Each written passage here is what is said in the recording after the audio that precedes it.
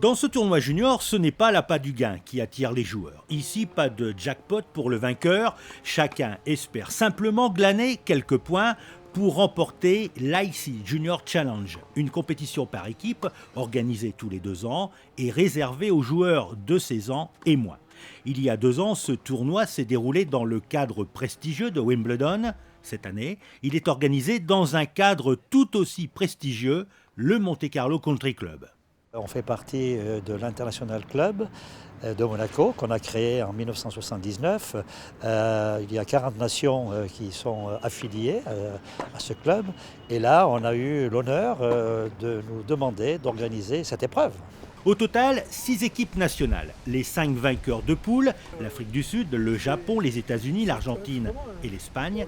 Et une 6e équipe formée par le pays organisateur et dispensée, elle, des qualifications.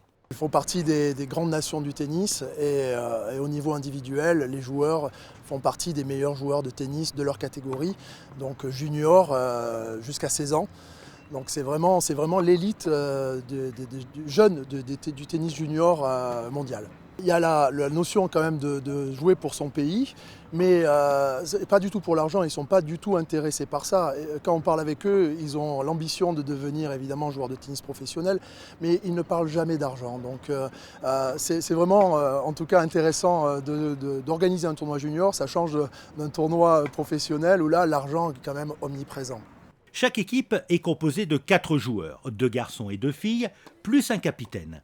Les États-Unis, eux, sont arrivés à Monaco avec 6 joueurs. Les tenants du titre tenaient à avoir 2 remplaçants pour tenter de conserver leur titre. Les 6 équipes s'affrontent entre elles, au programme 2 simples garçons, 2 simples filles, un double garçon et un double fille. Je jouais très bien ici et je pense que le clay, c'est bien pour moi. Et j'aime jouer avec les autres enfants et pour moi c'est très bien. C'était vraiment une belle expérience de rencontrer plusieurs joueurs de pays différents qui viennent du monde entier, donc c'était vraiment très cool.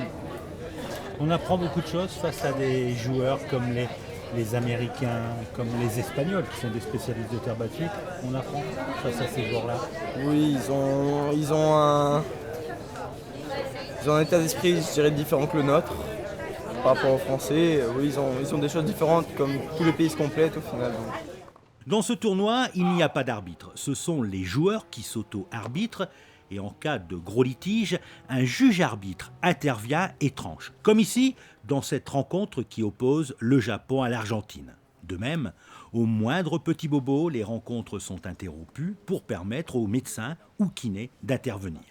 Les joueurs professionnels sont nombreux à être passés dans des tournois juniors, Gilles Simon, Alizé Cornet ou encore Aravan Rezaï. C'est à cet âge-là aussi que les meilleurs joueurs de la planète se sont révélés, Rafael Nadal, Richard Gasquet, Martina Hingis et d'autres encore. Mais pas facile de passer de jeunes prometteurs à stars de la petite balle jaune. On a 26 jeunes joueurs. Vous dire que tous seront tennismen professionnels, je ne le pense pas. Mais en tout cas, il y a un ou 2 joueurs ou joueuses qui se détachent.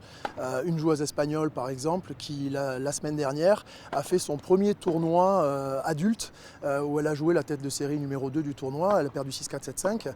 Donc on a déjà une petite pépite et on voit sur les terrains qu'elle a gagné tous ses matchs, elle a dominé ses adversaires. Donc oui, il y aura certainement dans ces joueurs aujourd'hui présents des futurs champions. À l'issue des 5 jours de compétition, c'est l'Espagne qui remporte le tournoi et qui succède donc au palmarès aux États-Unis. Le podium est complété par le Japon qui termine 2e et l'Argentine qui prend la 3e place.